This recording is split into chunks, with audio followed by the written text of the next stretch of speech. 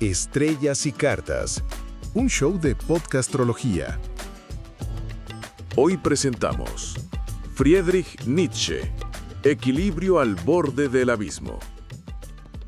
Bienvenidas y bienvenidos a este nuevo episodio de Estrellas y Cartas, un show de podcastrología. ¿Qué tal? Un gusto estar acá. Hoy es miércoles 15 de octubre de 2025 y bueno, seguimos navegando las aguas relacionales de la temporada del Libra. La temporada del equilibrio, o el intento. Exacto. Y una fecha especial además porque hoy conmemoramos el nacimiento de Friedrich Nietzsche, que nació un día como hoy, pero en 1844. Así es. Y qué mejor ocasión, ¿no?, para intentar descifrar, usando el lenguaje simbólico de la astrología, la carta natal de una figura tan compleja, tan influyente y, bueno, francamente, tan desconcertante como Nietzsche. Totalmente. Hablamos del filósofo alemán que, digamos, dinamitó gran parte del pensamiento occidental del siglo XIX, uno de los famosos maestros de la sospecha, ¿no? Exacto. Su sombra se proyecta sobre el existencialismo, el posmodernismo, y sigue provocando debates súper encendidos hoy en día. Es que su vida misma parece una novela filosófica, ¿viste?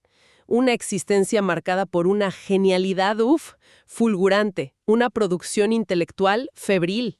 Pero al mismo tiempo, Claro, pero también por una salud devastadora, una soledad abrumadora, rupturas afectivas cataclísmicas y un legado que hasta fue distorsionado después de su colapso final. Casi como si personificara esa lucha titánica entre lo apolíneo, el orden, y lo dionisíaco, el caos, que él mismo analizó tanto. es verdad. Entonces la pregunta es, ¿puede una carta natal darnos algunas claves para entender toda esa vorágine? Esa es la pregunta que nos guía hoy, exacto. A ver, no buscamos respuestas definitivas ni determinismos, eso está claro. La astrología ofrece un mapa simbólico, digamos, una lente para explorar posibles correlaciones. Correlaciones entre las posiciones de los planetas en su nacimiento y los temas recurrentes, las tensiones, los eventos clave de su vida y de su obra. Es una invitación a mirar desde otra perspectiva, nada más. Una perspectiva fascinante, la verdad. Bueno, antes de sumergirnos de lleno en ella, queremos hacer una pequeña pausa para invitarles a seguir nuestro canal @podcastrología. Ajá. Nos encuentran en Spotify, YouTube e Instagram. Ahí compartimos análisis como este, así que no se lo pierdan. Perfecto. Bueno, iniciemos entonces este recorrido por la estructura fundamental de su carta, ¿te parece? Dale. El ascendente, esa máscara que presentamos al mundo, la forma en que iniciamos las cosas, lo tiene en Sagitario. Sagitario. Esto nos habla de una proyección inicial como el filósofo arquetípico, el buscador de la verdad última, expansivo en sus ideas, a veces con un optimismo inicial que, bueno, después la vida matizaría, ¿no? Claro. Y con una honestidad brutal, casi incómoda. Sagitario siempre anhela horizontes amplios, tanto geográficos como mentales. Y ciertamente los persiguió sin descanso, ¿eh? Su trayectoria es un viaje constante. De joven prodigio de la filología clásica a filósofo revolucionario. Siempre cuestionando, siempre buscando más allá. Y también un viaje físico, ¿no? Esa vida errante por Suiza, Italia, Francia, huyendo de sus dolencias, seguro, pero sin duda también buscando aire fresco para una mente que no podía estar quieta. Totalmente. Esa necesidad sagitariana de exploración parece definir su modus operandi, ¿verdad? Sí. Y el descendente, que es el punto opuesto, el que ilumina nuestra forma de vincularnos uno a uno, cae en Géminis. Géminis, el espejo. Algo así. Sugiere una búsqueda incesante de interlocutores intelectuales, de almas gemelas filosóficas, con quienes contrastar ideas. Pero ojo, también puede indicar cierta dualidad o dificultad en la estabilidad de esas relaciones más íntimas. Eso resuena fuertísimo con sus relaciones intelectuales, ¿no? Pienso en Richard Wagner, Paul Ree, Erwin Rode. Claro, claro. Vínculos intensísimos, ¿eh? Fundados en una admiración intelectual mutua, pero que casi siempre terminaron en rupturas violentas llenas de reproches. Parece que esa necesidad geminiana del otro como espejo intelectual fue una fuente constante de estímulo, sí, pero también de conflictos profundísimos.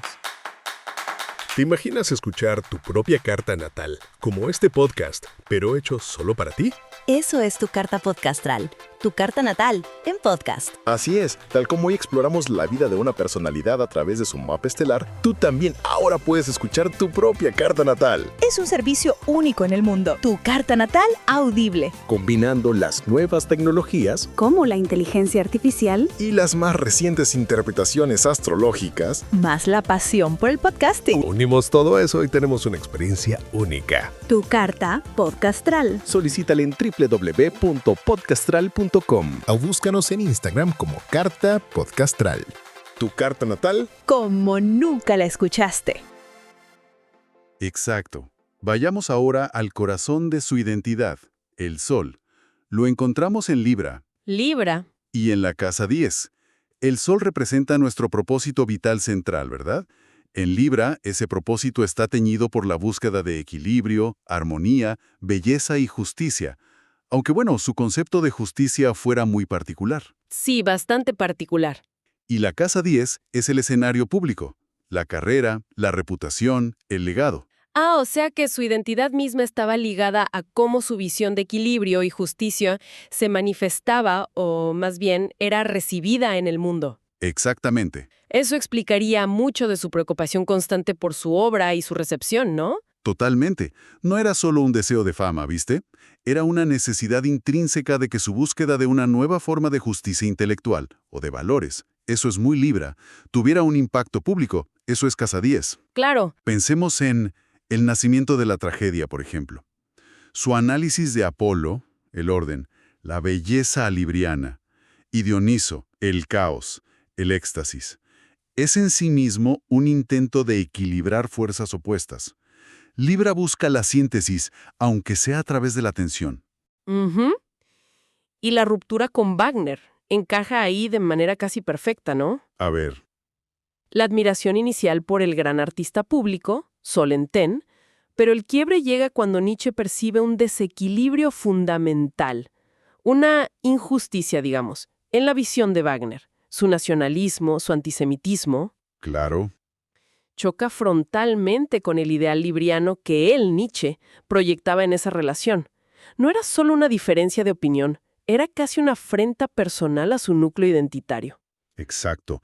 Y esa preocupación por el legado, por la casa 10, se vuelve casi trágica si consideramos la manipulación posterior de sus escritos, ¿no? Uf, sí. Su identidad pública, aquello que quería construir con tanto esfuerzo, terminó siendo, bueno, distorsionado. Libra también puede sufrir mucho por la indecisión o reaccionar con muchísima fuerza ante la ruptura de la armonía. La impulsiva propuesta de matrimonio a Lou Andrea Salomé, seguida por el doloroso rechazo, muestra esa vulnerabilidad libriana en las relaciones uno a uno. Totalmente. Ahora, el mundo emocional, la lula. La encontramos también en Sagitario, como el ascendente, pero oculta en la casa 12.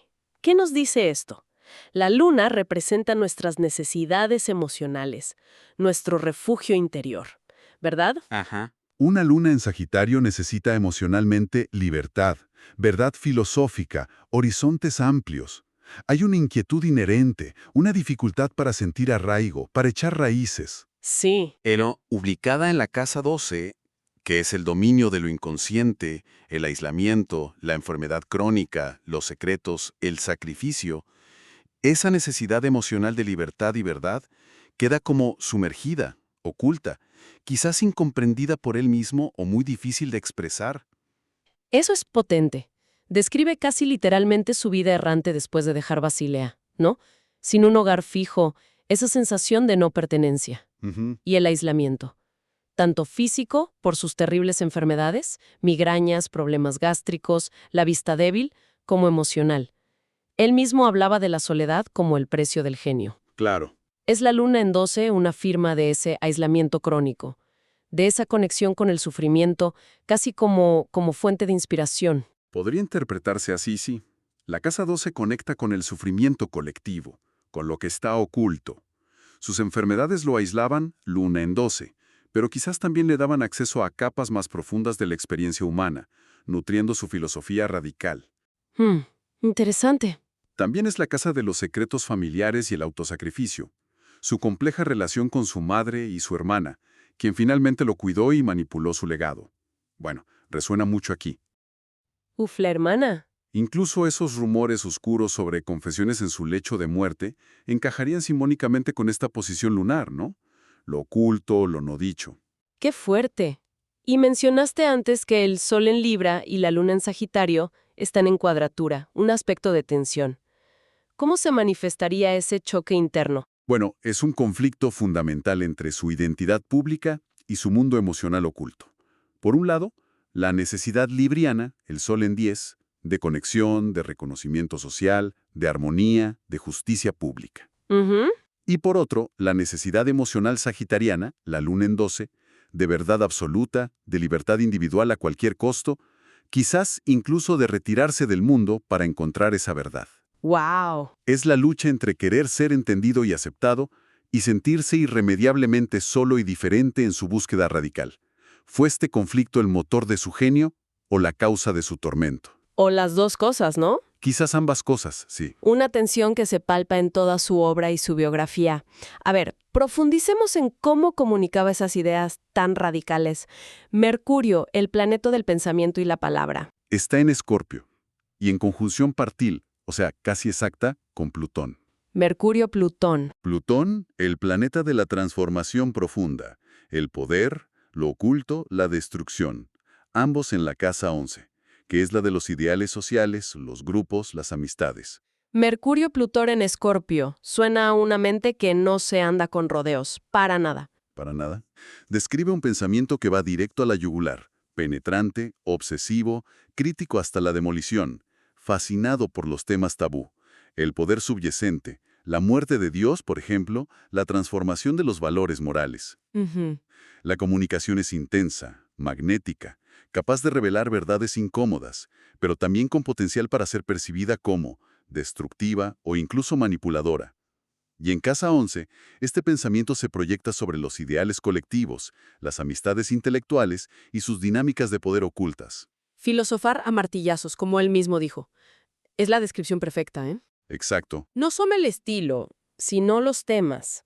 La voluntad de poder, la crítica genealógica que excava hasta encontrar las raíces impuras de la moral, todo tiene esa cualidad escorpioniana, plutoniana, de desenterrar, exponer y, a menudo, destruir. Totalmente. Y la Casa 11 se refleja perfecto en esas amistades intelectuales tan intensas como explosivas. Y fíjate que esa conjunción también puede simbolizar cómo su propia palabra Mercurio se convirtió póstumamente en un objeto de lucha de poder de Plutón. Uf, claro. Siendo manipulada y distorsionada, su mensaje fue sometido a una transformación que él obviamente no controló. Es una conexión escalofriante, la verdad.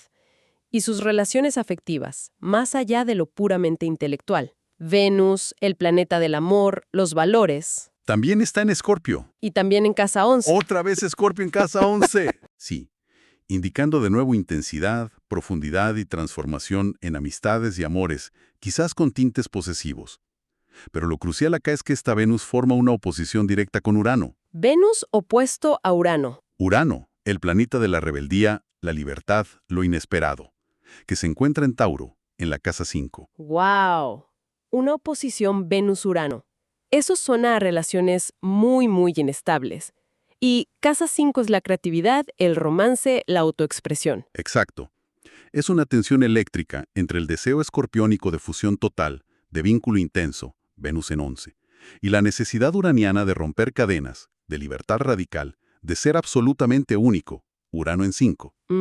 Las relaciones importantes, ya sean amistosas o amorosas, son magnéticas, apasionadas, sí, pero inherentemente volátiles. Hay una atracción por lo no convencional, lo disruptivo, tanto en el amor como en su forma de expresarse creativamente. Siempre una lucha entre el apego y la necesidad de espacio. Vuelve a caer como anillo al dedo, ¿eh? La fascinación inmediata por Lu Andrea Salomé, la propuesta impulsiva, el rechazo dramático. Pura electricidad, Venus-Urano. Totalmente. La relación simbiótica y luego la ruptura total con Wagner. Otra vez. Y su filosofía misma, tan uraniana en su afán de demoler convenciones sociales, morales, artísticas. Una autoexpresión Casa 5, totalmente revolucionaria y libre. Así es. Finalmente, miremos a Saturno, El planeta de las estructuras, las limitaciones, las lecciones difíciles, la realidad concreta. El gran maestro o el gran limitador. Un poco de ambos, sí. Lo encontramos en Acuario, en la casa 2. La casa de los recursos, los valores personales, el cuerpo físico. Y forma una cuadratura, un ángulo de tensión fuerte, con esa conjunción Mercurio-Plutón en Escorpio que vimos antes en casa 11. Saturno cuadrando a Mercurio-Plutón. Eso parece un freno estructural importante a ese pensamiento tan radical y a su comunicación, ¿no? ¿Cómo se traduce eso? Podría simbolizar los obstáculos más duros, las lecciones kármicas, digamos, relacionadas con su capacidad de pensar y comunicar sus ideas, Mercurio, su relación con el poder y los temas profundos, Plutón, y su propia estabilidad física y material, Saturno en casa 2. Ajá. Se manifiesta como las enfermedades crónicas, Saturno, que minaron su capacidad de trabajar y escribir, Mercurio, afectando sus finanzas, casa 2. Es una lucha constante contra limitaciones estructurales, ya sean físicas, sociales o incluso mentales. Ujú. Podría indicar también periodos de silenciamiento o censura y la carga de pensamientos oscuros, pesados. Y la biografía lo confirma de forma dolorosísima. Esos problemas de salud implacables que lo obligaron a retirarse joven, que le impedían leer y escribir por largos periodos. Terrible. Sus dificultades económicas, a pesar de la pensión, y, por supuesto, el colapso mental final, ese silencio de una década. Es como si esa cuadratura describiera el muro contra el que chocó su mente. Bueno, incandescente. Totalmente. Incluso la distorsión póstuma de su obra puede verse como un eco de esta cuadratura, ¿no te parece? A ver, ¿cómo? La ocultación de textos como Exe Homo, la invención de la voluntad de poder por la hermana, son como un bloqueo, Saturno, y una manipulación, Plutón, de su mensaje comunicado, Mercurio. Claro. Las estructuras quizás representadas por su hermana y el archivo Nietzsche, limitando y deformando su pensamiento radical. Es asombroso cómo estos hilos astrológicos parecen tejer un retrato súper coherente de su complejidad. Resumiendo un poco entonces, vemos la búsqueda filosófica incansable Sagitario en ascendente y Luna. La tensión central entre la relación ideal y la autonomía radical, Libra Sagitario, Sol Luna.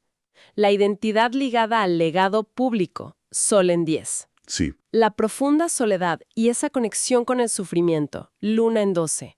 El pensamiento demoledor y las relaciones explosivas, Escorpio, Plutón, Urano. Y las duras limitaciones físicas y estructurales. Exacto, con Saturno cuadrando a Mercurio, Plutón. Es un tapiz intrincado, sin duda. La carta nos ofrece un lenguaje simbólico para explorar estas tensiones. No es una sentencia, claro. Y bueno, siempre queda esa ironía, ¿no? Aplicar un sistema simbólico como la astrología a Nietzsche, el gran iconoclasta, el que sospechó de todos los sistemas. Totalmente. Quizás él mismo encontraría una vuelta de tuerca interesante en este ejercicio. ¿Quién sabe? ¿Quién sabe? Y bueno, para seguir reflexionando, ¿no? Si su legado fue tan manipulado póstumamente, como lo demuestran los hechos sobre la edición de sus obras por su hermana Elizabeth, ¿qué nos dice esto sobre cómo las dinámicas de poder, ese Plutón tan activo en su carta, pueden secuestrar y distorsionar la voz de un pensador mucho después de su muerte? Uf, O sea, ¿a qué Nietzsche estamos leyendo realmente hoy en día? esa es una pregunta fundamental, ¿eh? ¿Qué trasciende la astrología y nos lleva directo a la historia de las ideas y cómo las recibimos? Exacto. Bueno, nos encantaría saber qué resuenan ustedes de este análisis. Pueden dejar sus comentarios o preguntas. Sí, sería genial leerlos. Y les recordamos una vez más, suscríbanse y sigan @podcastrología en Spotify, YouTube e Instagram para no perderse futuras exploraciones. Ha sido un viaje intenso, ¿eh? Por una mente y una vida extraordinaria. Definitivamente, esto fue Estrellas y Cartas. Nos escuchamos en el próximo episodio. Hasta la próxima.